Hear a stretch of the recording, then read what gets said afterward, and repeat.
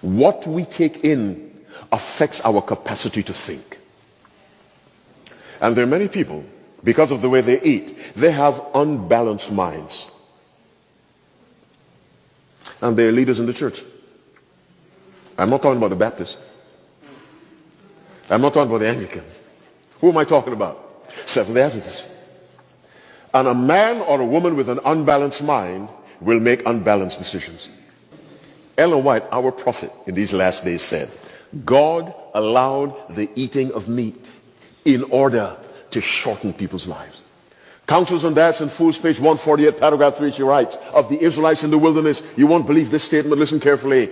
They preferred to endure slavery, even death, rather than to be deprived of flesh foods. The fall of our first parents was caused by the indulgence of appetite. The quotation closes with these words, in redemption, denial of appetite is the first work of Christ. People say, well, Jesus had fish. How often did he have it? How many times can you point to Christ eating fish or lobsters or crabs or snakes, whatever? How often? Well, let me tell you something else now. For those of you who say Christ had meat, Christ did not live in the antitypical Day of Atonement. Since October 22, 1844, we are in the literal Day of Atonement spiritually. Now, in the typical, during the Jewish era, no animal products were brought into the most holy place. Are you with me? No meat was brought into the most holy place. Meat was brought into the holy place during the other days, and the priest would consume meat in there as a way of identifying with a sinner. No meat was ever brought into the most holy place. We are now in the most holy place phase of Christ's ministry. When Christ was on the earth, he was not in that phase. So you and I are living in a different historical era with respect to prophecy. And in that era, no meat was brought into the most holy place. But while the meat was still between their teeth, and before it could be consumed, the anger of the Lord burned against the people, and he struck them with a severe plague. Therefore the place was named Kibroth Hattaavah, because there they buried the people who had craved for other food. All the Israelites who rebelled against God by eating animal flesh again were struck by diseases and were not permitted to enter Canaan, which symbolically represents the kingdom of heaven. History repeats itself. Today, God is calling his people, the Seventh-day Adventist Church, through our prophet Ellen G. White, to return to the original diet given by God for mankind. This is in order to avoid kidney failure, heart attacks, diabetes, cancers, tumors, and many other forms of pain and suffering.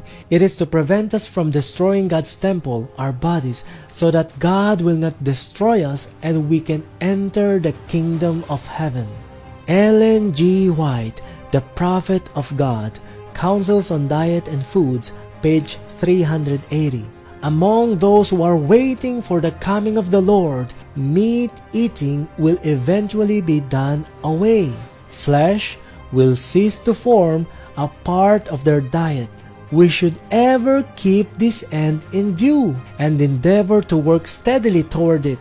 I cannot think that in the practice of flesh eating, we are in harmony with the light which God has been pleased to give us. Will any who are ministers of the gospel, proclaiming the most solemn truth ever given to mortals, set an example in returning to the flesh pots of Egypt? Will those who are supported by the tithe from God's storehouse permit themselves in self-indulgence to poison the life-giving current flowing through their veins? The moral evils of flesh diet are not less marked than are the physical ills. Flesh food is injurious to health, and whatever affects the body has a corresponding effect on the mind and the soul. Greater reforms should be seen among the Seventh-day Adventists, the people who claim to be looking for the soon appearing of Christ. Health reform is to do among the Seventh-day Adventists, a work which it has not yet done. There are those who ought to be awake to the danger of meat eating, who are still eating the flesh of animals, thus endangering the physical, mental, and spiritual health. Many who are now only half converted on the question of meat eating will go from God's people to walk no more with them. All of us Seventh-day Adventists who understand this health message from God through our prophet Ellen G. White and still continue to reject it, deliberately continue to consume animal flesh which shortens our lives, we are consciously and intentionally choosing to destroy the temple of God. If we do not repent and obey God, we will not enter the kingdom of heaven 100%, because we continue to destroy our bodies, the temple of God. Christ won that victory over appetite for us and for himself. And so Ellen White writes, intemperance, failure to control appetite, whether for food or the sensual urges, lies at the foundation of all moral evils known to man. Maranatha, page 62, paragraph 5.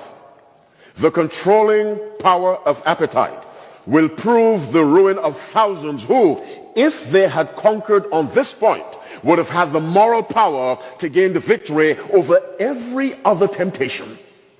Satan knows he cannot have so great power over minds when the appetite is controlled as when it is indulged. Let me say that again. Let me paraphrase. It is easier to tempt someone who cannot control appetite than someone who controls appetite. It is a matter of great concern, has always been, but particularly in these last days, because Satan will work through appetite and intemperance in such a way it will become more difficult for us to resist.